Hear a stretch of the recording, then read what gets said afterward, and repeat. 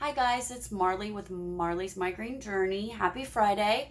I just wanted to get on here for a few minutes and give you guys some answers to some other of the common questions that I'm getting in emails. And by the way, thank you so much for everybody who's emailing and following, and I really appreciate all that. And keep the questions and anything, all the emails coming.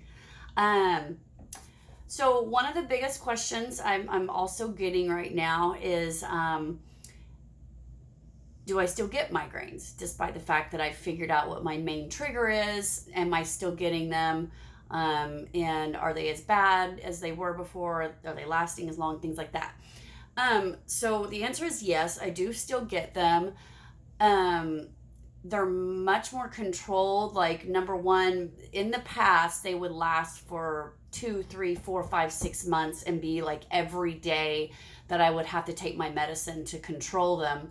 Now it's usually I'll get one, and then, by the time I get rid of it, usually within 24 hours, sometimes maybe 2 days, if it's bad enough, I can get rid of it. But I can always point at my trigger now.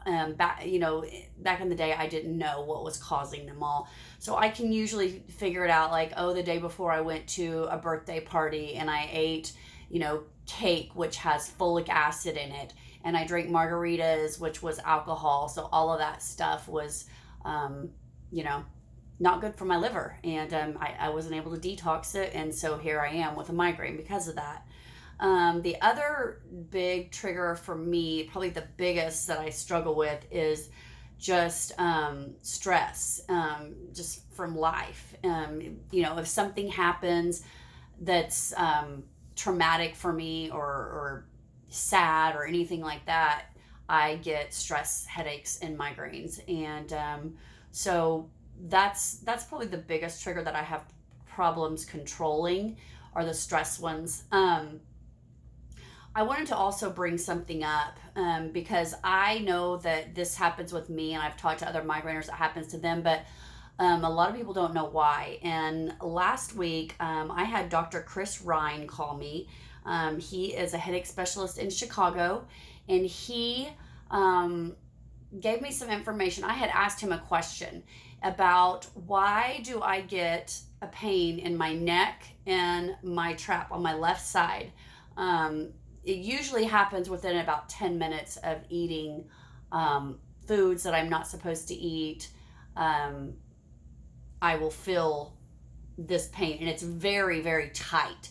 And it eventually goes up the back of my head, and that's how the migraine starts. But basically, he gave me this information, and some diagrams to look at. I love looking at all the nerves and things like that, and the muscles in the back of your head, and why all this happens.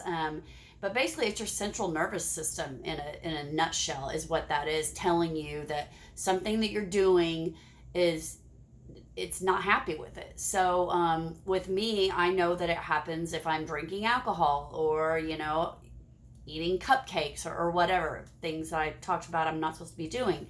So anyways, so a lot of you that have chronic neck and shoulder pain, which I did, and I learned that by cleansing my liver, it helped with that dramatically.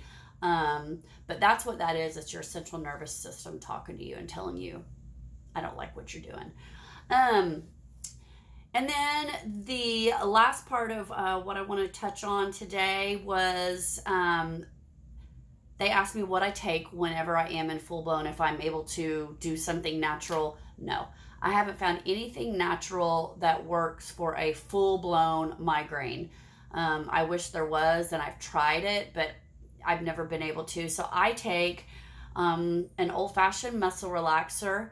I think it's a cyclobenzaprine is generic for what I take. I take one of those, and or sometimes a half. And then usually one of the nausea patches, sometimes two, behind my ears. If the nausea is bad enough, I'll do both. So a muscle relaxer and the nausea patch. If I don't have nausea patch, then I will do like Dramamine. Before I took the patches, I took Dramamine for several years, and that helped a lot with the nausea. So that's what I take, that's what I do, and hopefully those answers will help you guys out. And I hope everybody has a great weekend, migraine free, and I'll try to get back on here next week.